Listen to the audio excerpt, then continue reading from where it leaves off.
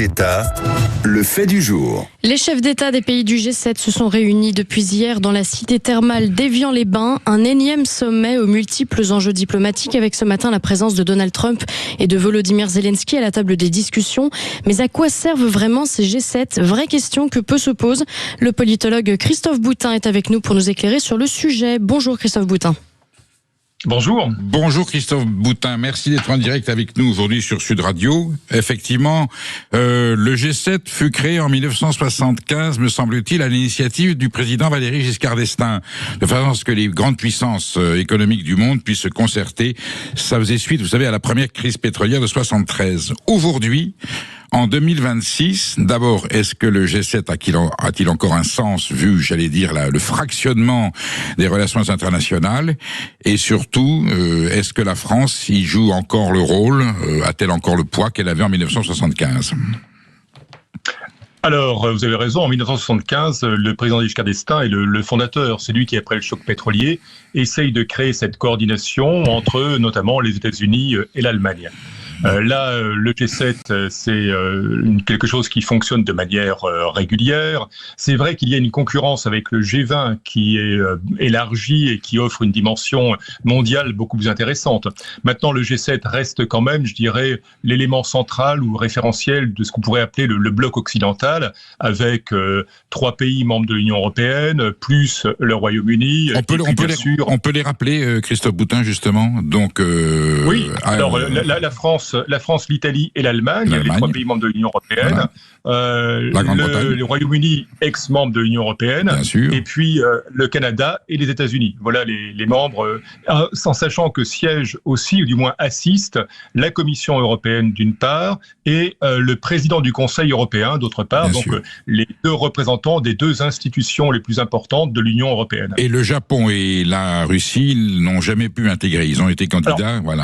Autant pour moi, j'ai oublié le Japon. Le Japon, bien évidemment, voilà. Il est présent.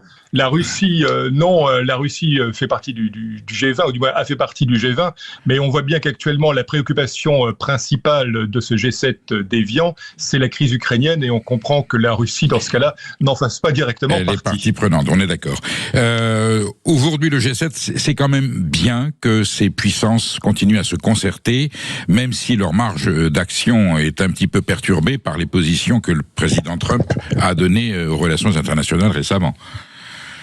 C'est le moins qu'on puisse dire. Effectivement, l'idée, c'est que la rencontre directe des chefs d'État, le dialogue direct entre les chefs d'État, vaut toujours mieux que la technocratie, vaut toujours mieux que la pesanteur administrative pour parfois arriver à dénouer certaines crises. Maintenant, le sommet du G7 d'Évian, par exemple, a comme priorité réduire les déséquilibres mondiaux, lutter contre la criminalité organisée, établir de nouvelles règles de gouvernance mondiale. Et il est bien évident que c'est taillé un petit peu large peut-être quand même pour cette réunion qui rassemble actuellement, là à Évian, des gens qui pour une part d'entre eux ne sont pas au mieux de leur forme politique, il faut bien le dire. Est-ce que, pour autant, il est important que ces puissances se réunissent? Est-ce qu'elles ont dans l'histoire déjà, là on demande à quoi ça sert, est-ce qu'elles ont à un moment donné servi à quelque chose? Est-ce que ce G7 a permis des avancées, des évolutions, éviter peut-être des conflits ou régler des problèmes? Mais éviter les conflits, je n'irai pas jusque-là. Par contre, réussir à diminuer des tensions, clarifier les situations entre des chefs de l'État qui étaient nouveaux pour certains. Vous savez, quand un nouveau chef de l'État arrive au pouvoir, il arrive avec une logique qui n'est pas forcément une logique de dialogue, pas forcément une logique constructive. Le fait de rencontrer ses homologues, d'établir un dialogue direct est quelque chose d'important. Faut-il pour cela faire, comme Emmanuel Macron, passer sur X l'arrivée de ses homologues étrangers en mettant une petite musique comique? Je ne garantis pas que cela apporte beaucoup. Faut-il, comme l'a fait le chancelier allemand, accueillir Donald Trump avec un t-shirt floqué à son nom et au chiffre 47? Là aussi, je ne garantis pas que ça apporte beaucoup, mais on peut me répondre en citant la célèbre image d'une des premières réunions qui avait eu lieu dans les Antilles, où on voyait Valéry Giscard d'Estaing et Gerald Ford discuter dans une piscine. Oui, je me souviens de l'image, et puis il y avait eu le sommet de Cancun également. Oui, il y a quelquefois des aspects folkloriques, et là, on sent bien que les exécutifs, n'ayant plus tellement de leviers et de moyens d'action, compensent par de la mise en scène. Concernant le président Macron, c'est carrément une communication à son avantage qu'il fait, alors que lui est dans une situation assez indélicate sur le plan institutionnel en France. Il veut se donner une image de chef d'État avec influence internationale.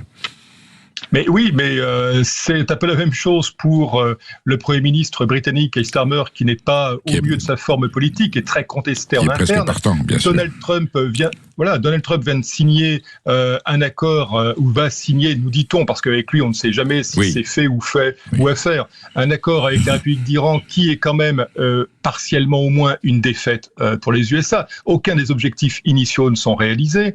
On pourrait citer aussi le chancelier allemand, qui, même chose, est très contesté dans son pays. Finalement, ce sont les femmes et les femmes conservatrices, la première ministre japonaise et la présidente du Conseil italienne, qui, je dirais, s'en sortent le mieux dans ce dispositif. Oui, des humoristes disaient que ce sont les seuls hommes du G7, en parlant des deux personnalités que vous avez citées. D'ailleurs, Christophe Boutin, le G7 n'a pesé en rien dans les tractations entre l'Iran, Israël et les États-Unis. Le président Donald Trump a agi seul, en solitaire total, sans jamais se consulter des gens qui sont censés être ses alliés malgré tout au G7. Alliés au G7, alliés dans l'OTAN, et les seuls éléments que l'on a eus, c'est les regrets plusieurs fois manifestés par le président américain que ses alliés ne lui emboîtent pas immédiatement le pas pour faire, je dirais, un peu tout et n'importe quoi dans la proximité du détroit d'Ormuz. Alors rappelez-nous justement, pourquoi était-il parti précipitamment, comme Louis XIV quittant Vaux-le-Vicomte alors que Fouquet organisait pour lui une fête? Donald Trump s'en va subrepticement du G7 sans dire au revoir. Quelle était la raison de se camoufler aux Européens? L'idée était effectivement qu'il y avait un désaccord profond sur... Il était très déçu par le manque d'engagement des Européens derrière lui. Il estimait que ça allait de soi, que de toute façon, vu qu'il apportait des éléments importants et financiers et militaires, les autres devaient lui emboîter le pas. Et il a été très surpris de voir la manière dont certains États ont même parfois, je dirais, contesté, y compris le survol aérien. On pense à la crise qu'il y a eu avec l'Espagne, par exemple. Bien sûr. Mais aussi le peu d'apport en termes militaires, en soutien militaire, avec des flottes qui restaient à distance et une politique qui est restée très critique sur la manière dont Donald Trump menait ou faisait semblant de mener sa politique dans le détroit d'Ormuz. Christophe Boutin, est-ce que vous considérez que malgré tout, ce G7 n'a de viabilité que si on continue à être au diapason de la première puissance mondiale? Ce sont les États-Unis, représentés par son président. Est-ce qu'un G7 sans les États-Unis aurait du sens, de même que l'OTAN sans les États-Unis? On pense que c'est une autre histoire. Est-ce qu'un G7 pourrait se passer des États-Unis, et est-ce qu'au contraire, il faut garder une cohésion et suivre de près les intérêts des Américains, sinon on se retrouve, passez-moi l'expression, à poil? Mais on est déjà... la question est de savoir si on veut céder aux Américains absolument tout dans les rayons des G7.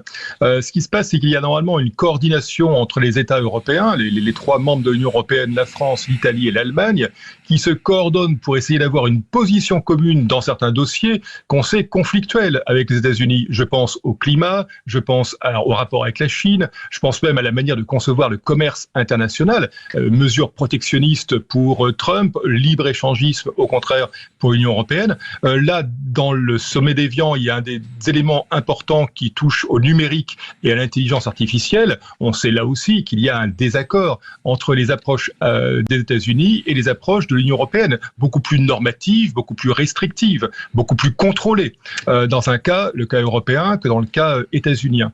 Donc oui, il est bon qu'il y ait cet espace de dialogue, il est bon qu'il y ait cet espace de discussion, il est bon de le faire avec les États-Unis, et je pense que les États-Unis ont intérêt aussi à maintenir le format G7. Faisons un peu de politique fiction, Christophe Boutin.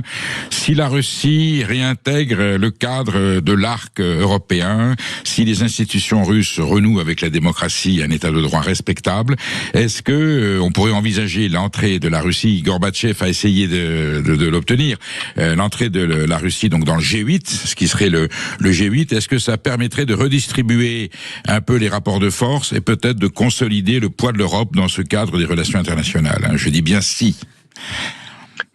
Ça permettrait effectivement d'avoir l'Europe en puissance médiane, je veux dire l'Union européenne en puissance médiane, entre d'un côté les États-Unis et de l'autre côté la Russie. Maintenant, il y a les déséquilibres économiques, il y a la question de savoir si l'Ukraine va être plus ou moins intégrée et à quel niveau dans l'Union européenne et comment va se résoudre enfin ou pas le conflit ukrainien. On a actuellement des chefs d'État européens pour qui le conflit ukrainien n'est pas dénué d'intérêt. Je veux dire, c'est clair. C'est clair. Voilà, c'est le cas de l'Allemagne, c'est le cas de Keir Starmer qui comme ses prédécesseurs, chauffe à boulet rouge contre la Russie, et c'est le cas d'Emmanuel Macron, il faut bien le dire. Christophe Boutin, on peut dire aujourd'hui, j'allais dire sans mauvais esprit, que l'élargissement à 28 puis maintenant à 27 sur la Grande-Bretagne est quand même plus proche du fiasco et de la complexité et des difficultés que d'une solution formidable. Est-ce que rajouter l'Ukraine, repartir à 28 avec l'Ukraine, c'est pas remettre un grain de sel, pour ne pas dire un gros caillou, dans la machine européenne ? Ah, écoutez, je crois qu'effectivement, ça poserait d'énormes problèmes pour aligner l'économie ukrainienne au niveau des autres économies. Cela poserait des problèmes pour adapter notre système de libre-échange interne à l'Union européenne, à l'Ukraine.